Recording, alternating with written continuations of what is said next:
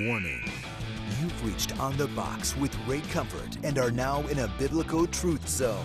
Place all questions about theology, current events, and evangelism on the box, where they'll be weighed against the truth of God's Word.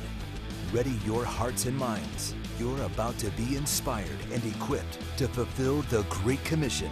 Programming to engage in 5, 4, 3, 2, 1. All right, welcome to another edition of On the Box. I'm Mark Spence. That's Bradley Snow, webmaster extraordinaire. Not the only. Actually, I've Googled myself, and there's many of us. Mr. Common Brad Snow. If you have any questions for us today, you want to be inside the chat room. And if you're in the chat room, send us your questions. If they're good questions, I will throw entire agenda out the window to answer your questions. So make sure they're good questions, not complex. They don't need to be softball questions. Okay, maybe a couple of them For me. could be softball questions for me. But if they are good, hey, we'll go ahead and get to them today. If not, we'll get to them another time, Lord willing. And it was a busy weekend, wasn't it? Yeah. Yeah, I mean, I liked it. On Friday night, it started with me not going evangelizing. Instead, I went with Easy over to a church in Chino Hills where we listened to Eric Hovinde. I was jealous. Eric, he's a neat guy. He's got his act together. Oh, yeah. The guy can really speak. Yeah. Yeah. I'm a fan. I am too. It's supposed to. I think there's 1,100 people that were registered at this Worldview conference, and he got up there, no notes, walking in front of the podium. He was doing his PowerPoint thing back and forth, and he was talking about intelligent design versus what else is out there? They call it evolution.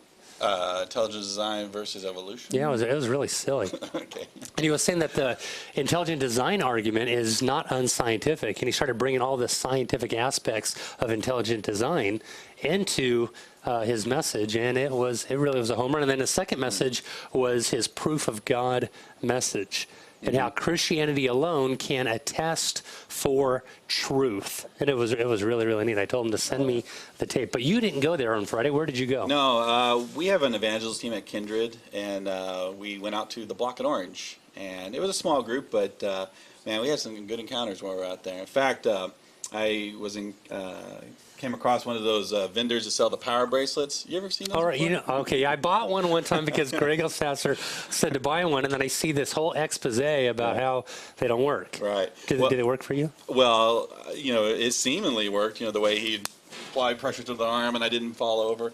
And so I was not interested, but I used it as a springboard with him. I said, does this actually improve your reasoning ability, your ability to come to the proper conclusions about things? Oh, good. And he's, yeah, definitely. And probably just said yes to anything. But so let me give you a test to see if that's true. Right. And so I proceeded to take him through the law. He passed, so it must work. He came out good. But it was on a great that. conversation. We talked for about an hour. And no problems with security out there this time? No, they did engage us at the end of our conversation there.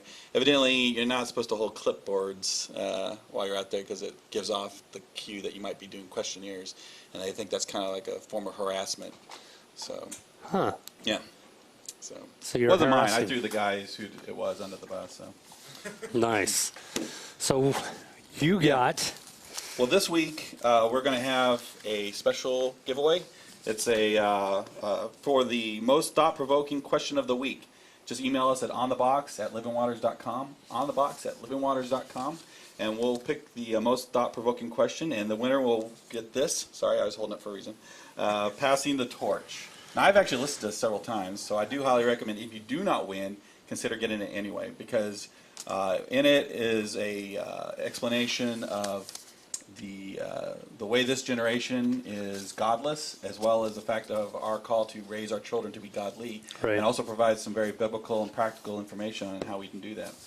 I have not listened to it because it's by Easy. Yes. Okay, I can say it because he's not around. But, actually, Easy is one of the most polished speakers around. It makes me sick because I'm nothing like that. I don't think I've ever actually listened to one of my teachings all the way through ever in my entire life.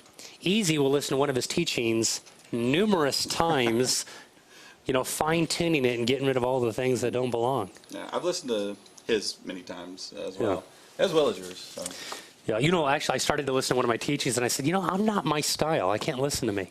So that's why I actually had to turn it off, and that's actually true. All right, I don't know if you saw this, but this came in that Elvis Presley's Bible is going to be up on the auction block here in a little while. Did you hear about that? I read about it. Yeah. Well, okay, the Christian Post, they covered this, all right? And you take a look at this. If you don't have a Bible, I guess here's a good one you can get. It's only going to cost about $31,000. You can put a bid for this? I am going to have to scrape it up. I don't think I have it on there. All right, so listen to this. Thursday marks the 35th anniversary of Elvis Presley's death. A Bible that once belonged to the famous singer will be for sale next month, along with other items at an auction in England. Omega Auctions will be holding the auction on September 8th in Stockport. I take it you don't need to be present. Maybe you can send in a text or something. Well, the Bible said to have been given to Elvis by an uncle on Christmas of 1957 and has several annotations in it written by Elvis. So if the words of Christ are not enough, the annotations of Elvis apparently are going to bring some other people alongside. And I guess Elvis wrote this as one of the annotations on the side. He said, to judge a man by his weakest link or deed is like judging the power of the ocean by one wave. Deep Thoughts with John Handy. Is that his name, or Jack Handy? Who is that guy? Good question. Saturday Night Live? I'm going to ask the guy who's seen every episode 3 times. I figured you'd know. No. So Karen Fairweather, the owner of a mega auction house, she said the Bible is very fragile and it was obviously very well used. The cover obviously shows signs of its age and use, but both the cover and the pages are all intact. There's many pages with sections underlined and annotations, probably around 20 to 30 annotations.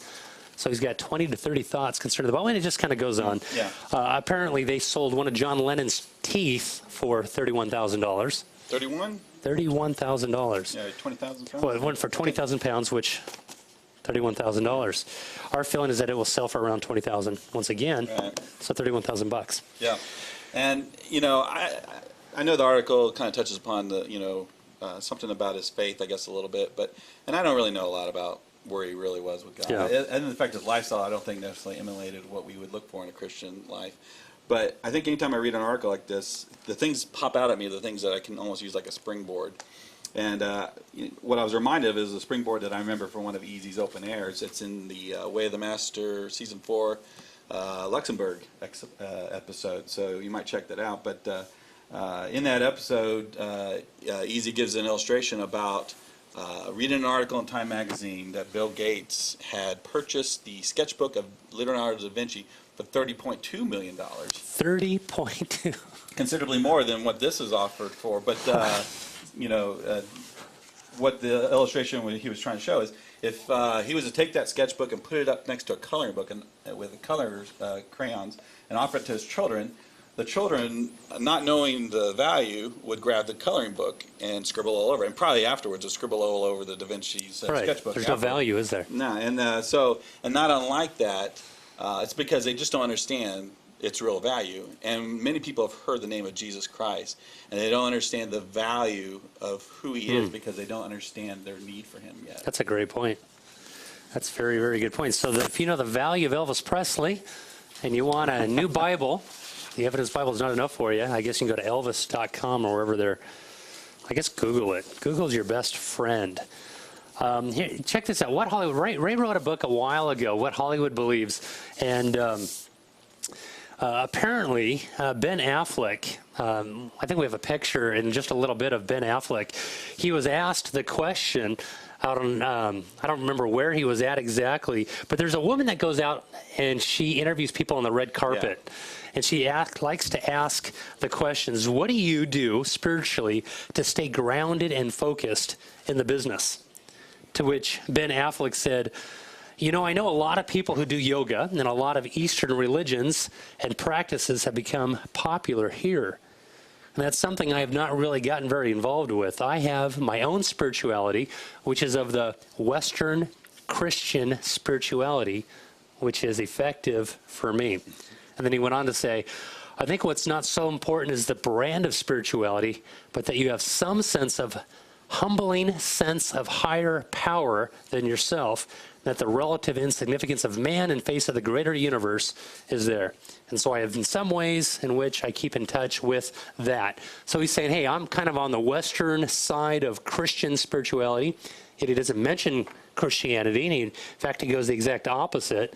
He says, hey, just be mindful. Be mindful of a higher power that's just kind of overlooking all of us. Yeah.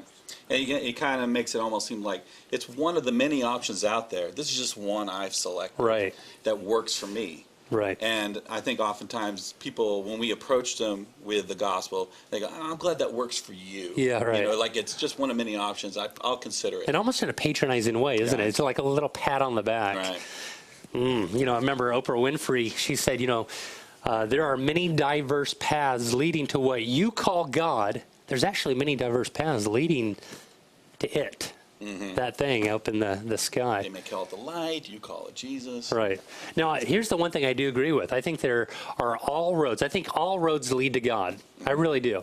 But where are you going to go from there? Right, right. Because some are going to go on into everlasting life, those who've gone through Jesus Christ, and every other path is going to lead to hell. Right. Because they're going to be given justice. Right. And Christianity alone is the only religion that deals with our sin problem. That is our problem. The main problem is the heart. Right. The heart of the problem is the problem of the heart. And Christianity alone deals with that. Well, and you notice, you know, Ben is not really concerned with his sin problem or his condition with God. He's concerned with his placement in the cosmic universe, you know, whether he's achieved some sort of humility and all that.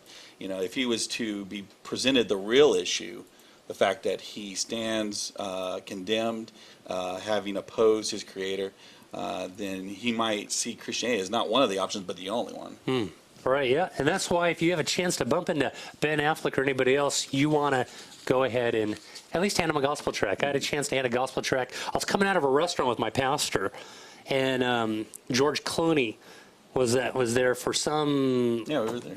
What was that? Were you there? Yeah, it was that movie premiere of some sort. There was some sort of movie premiere. I don't have a clue what it was, but we were. I don't even know where we ate or where we ate at. But we came out, and George Clooney was there with the red carpet, and I was able to get him a gospel tract. And he held it up, and he goes, "Hey, look, I'm a millionaire now," because it was $1 million bill gospel tract. Well, we actually found the video from some sort of paparazzi video guy who posted on YouTube. The funniest part was the pastor, though. You know, Pastor Philip. You know. Acting like it's no big deal, but then he's like jumping up and down, you know. Yeah. He's like, oh, really? George Clooney? Let's see what that's my Irish accent. Trying to, George Clooney. Oh, he's just a man. He's just a man. He puts his pants on one leg at a time. Isn't that the case? We got this letter. Brad's going to go ahead and read it. Sorry. And we're going to spend a good portion on this because I think that this is a objection or a question that is very prevalent in people's lives. You yourself can put your name in the place of Joshua here, and then you can grab a hold of your excuse or your reasoning why perhaps you may not share your faith. And I think that it's going to hit each and every one of us. And I just taught a sermon dealing with this. Oh, okay. I've realized so. Crazy.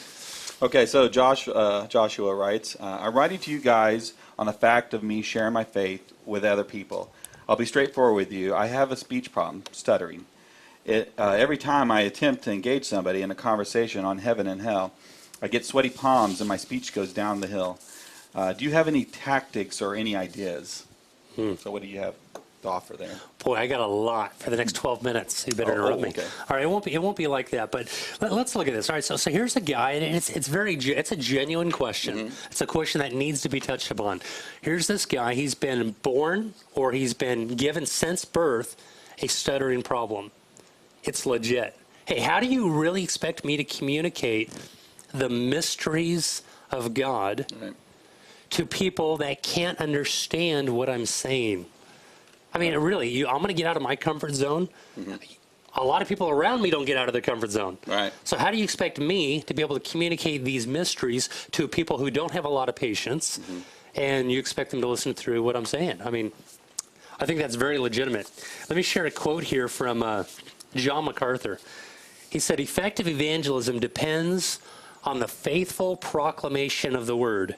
God will prepare the soil and bring forth the fruit. We must be faithful to plant the seed. So we have to open up our mouths. Right? How will they hear unless a preacher is sent? Right. God knows the speech impediment that this person had. I took speech classes when I was younger. When I was about 6 years old, I had my tongue slit in half. So I had to go through speech classes in order to communicate properly to where people could understand what I was saying. And I had no idea that people did not understand what I was saying. I thought that they just, nod in their head and they understand, they got it, and they were moving on. What? What was that? Huh? Excuse me. Hudson Taylor, catch this. He said, all of God's giants have been weak men who did great things for God because they believed that God would be with them. The story that comes to my mind is the story of Moses. And in Exodus chapter 2 to chapter 4, we have the story of Moses. God commissions Moses to go before the Jewish elders and before Pharaoh. And the message is this: hey, let my people go. That's it. That's the message. And then he comes up with excuse after excuse, or reason, legitimate reason. Some of them are very legitimate, actually. Sure. Good reasons why he can't go before Pharaoh. One of them is, hey, God, do you realize that Pharaoh is a mountain? And what can I say to this mountain that he's going to... I'm a worm. I'm but a worm. And God, I can imagine, would say, hey, relax, Moses. It's always been my dealings with mankind to use that which is abased, that which is small, to confound the wise, to use the foolish things of the world, to change and transform the lives of those who profess to be wise. And verse 8 of chapter 3 is very key. He says, I want you to remember this, Moses. I have come down to deliver them. So what we see at the very beginning, before he tells them actually all the reasonings why, or before he gives a reasoning for each excuse that Moses comes up with, he brings it back to verse 8, which is, hey, I have come down. This belongs to me. The battle belongs to me. Don't worry about it. It's not about you. You're not the main story. The story's not about you. It's about me, so there's no proverbial pats on the back. Right. I want to send you out into the mission field, and I know that you're but a worm in the midst of big mountains here. But the verse that kills me is the same verse that Joshua deals with in the question where he calls in. In verse 10 of chapter 4, he says this: Please, Lord, I'm not a man of words, neither formally nor sense thou hast spoken to thy servant, but my mouth and my tongue are heavy. So Moses, to some degree, has the same exact problem that I want to say that I have, not obviously as bad as Joshua has, but that is, I stumble over my words. And Moses would say, hey, remember when I proposed to Zipporah? I practiced that to the sheep for weeks, man, and I could not get it right with the sheep. I never scored as high as Miriam did on the verbal scores test. I stumble over my words. My tongue is like lead in my mouth. I can't convey the message that you want me to convey. And then God destroys Moses' excuse with this: who made man's mouth? Right. Wow. Listen, Joshua, of all the people who can know this more than any of us here, it would be you. Because you think, my tongue, I stutter, I stammer over everything. God, he doesn't know what he's doing when he called me into the scene. And God says, hey, look, who made man's mouth? Who made the blind blind, or the deaf where they can't hear? The dumb where they can't speak? Is it not I, the Lord? And his whole point is this: I made every single person in the midst of my sovereignty exactly the way I want them to be. The story of the man born blind in John chapter 9, the question was asked by his disciples. Who sinned? Was it this guy in his mother's womb, or was it his parents? Remember Jesus' response? He said, neither this guy nor his parents, but that the works of God might be revealed, that the glory of God might rest in this place. This man was born blind for such a reason, such a point as this. Yeah. So that I look at that and I go, all right, so here we are. You have your excuses. I've got my excuses. Joshua has his excuses. And you've got your excuses as to why you can't go share your faith. But truth be told, that's just what they are. They're excuses, aren't they? Oh, yeah. Those are the reasonings. We hide behind those things because we think, man, maybe I'm not called to this. Maybe we should use easy. You know, he has a phenomenal message here, passing the torch that we're giving away as a free gift. God should only use people like Easy, or Ray Comfort, or Kurt Cameron, or Daniel Comfort, right? These are the people who God wants to use because these guys are way smarter than I am. Right. And that's not the case, is it? No. In fact, I think about some of the most, the experiences that most impressed upon me were some of the people who overcame the most to be obedient to the call. I remember at one of the academies, a gentleman who was open air preaching for the first time, and I'd never ever seen someone so scared in all my life. And you almost expect it, the longer they're up there, you know, the fear is going to flee, and he's going to start to gather himself, and it never did. He always had it. He always had it, and he stuttered in a sense because the fear was so gripping him. He was stuttering all the way through it, and that guy went for like 20 minutes like that. And the whole time I kept thinking to myself, you know, how good God is, and how great He is to be praised. And through someone who is incapable, God is, I think, is greatly glorified in that. You know, it's easy for the person who has the ability, but the one who struggles through it, you know, it must be an important message. Right. Right. You know, the Apostle Paul, who wrote easily 1/3 of the New Testament, he mentions in 1 Corinthians chapter 2, verse 1, he says, "And I, brethren, when I came to you, came not with the excellency of speech or of wisdom, declaring on you the testimony of God." And then he goes on and he says, "Pray for me, that utterance may be given unto me, that I might explain the mysteries of God." Right. You know, and you think of all the people that perhaps is very eloquent, who's got boldness, who doesn't have fear or much trembling. From verses 1 to 5, he lays out his whole repertoire of insecurities and the reasons why he can't be used. He says, "Hey, look, I realize that it's not about me. Pray for me.